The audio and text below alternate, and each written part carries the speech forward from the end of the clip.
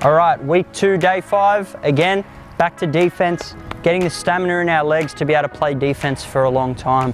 Really important part of the game. And although it may not be your favorite day because you don't have a basketball, really important and absolutely awesome drill to do. Get the heart rate up, get you moving, can do it indoors as well. The first drill we're going to do here is we're going to work on our defensive stance and sliding.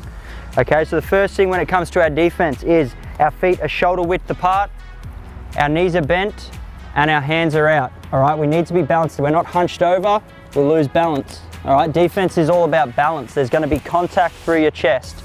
You've got to be able to take that and stay upright. All right, so we're bent knees, arms are out, and we're balanced. All right, now when we slide, we don't go like this, bring our feet together. Again, we lose balance. All right, so one thing that's always stuck with me since I was a kid was big to bigger. All right, so I've got a big base, and I go bigger. Now I go big to bigger. All right, now when we push off with our leg that is trailing. All right, our trail leg is our power leg. All right, so big to bigger. All right, big to bigger. Our feet don't come together, we stay balanced, nice and low and grounded. All right, so first drill we're gonna do, we're gonna slide and then we're also gonna change direction. So defense is about moving backwards. You can do this one in your house if you have a court or not. All right, so we're gonna slide on an angle. It's not often we play defense just straight running back like this. All right, so we're gonna slide on an angle when we hit the sideline, slide on another angle. All right, so we're here. Now we're gonna drop step, this leg, inside, defensive position, big to bigger, slide again to the next lane. Drop step, slide, drop step, slide. All right, we're gonna do that down and back. We're gonna work on this slide for about 2.5 minutes at a time. Once you've worked on it for that long, now that's gonna put some burn in your legs, but it's all about getting the fatigue, getting used to that fatigue on the defensive end of the floor. We've gotta play defense for 24 seconds, maybe 48, depends how long, how many offensive rebounds they get. We've got to be prepared to play defense for a long time. All right, drill number 2, we're going to be working on some closeouts.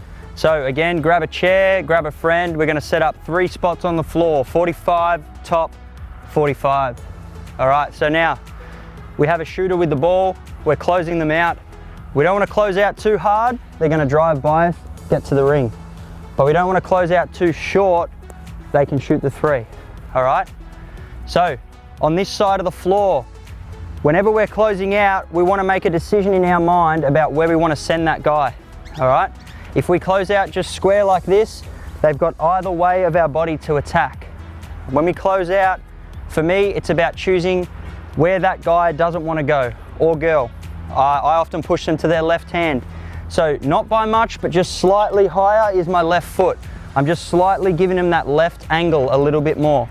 That's something that can really help your defense and start thinking about where you want to send your player.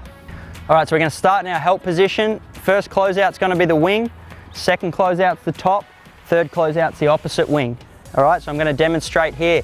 Always leading slightly with my high foot, except on this side of the floor, I'm going to push them slightly to the baseline. There's a lot less space to this baseline side for the offensive player to create an attack. So first thing here, we're on help position. Closing out here. Shot. Now I'm going to get back to help position, Close out top, back help position. Closing out wing, back help position. All right, so did you notice on this side of the floor, my right foot was slightly higher? Not by much, we don't want to give them a lane, but we just want to slightly tell them where we want them to go. That's how we can get wins on defense. All right, good luck with that one. We're going to do that drill, 3 closeouts. We're going to have a 10-second break on the baseline. Count to 10, we're going to close out again. We're going to do that 10 times. So you're going to do 10 closeouts of 3. So that's 30 closeouts total. Again, this day is really going to work on our legs and our stamina. Now for the signature defensive move, they're always tough to have. I don't have the elite athleticism of Dane Pineau or Mitch Creek, but one thing I can do is get my body into good positions and take a charge. So I'm going to close out here just as we were. Now, as I said, we've already made a decision for them on where we'd like them to go. Now it's about anticipating and knowing they're gonna get there, getting your chest in front of the player and taking a charge straight through the chest. If we take it on the shoulder, it's gonna be a blocking foul. Really important to get our charge right in the middle of our chest. So we close out here. He's gonna take one dribble, boom, in the chest. All right, so Dan's gonna demonstrate here. I'm gonna call on a second helper just to show you guys what to do. Once we take our charge and fall, we're gonna fall into the ground. We can do this in our kitchen if we like. You get up, we're gonna get back to a help position. Once we get to a help position, close out the top, and we're gonna corral into a charge. All right, so I'm in help.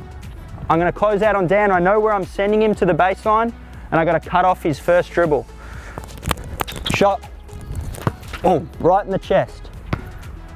All right, so it's about closing out, making them make a decision, and then anticipating. All right, good luck with that one, and don't break anything in the kitchen.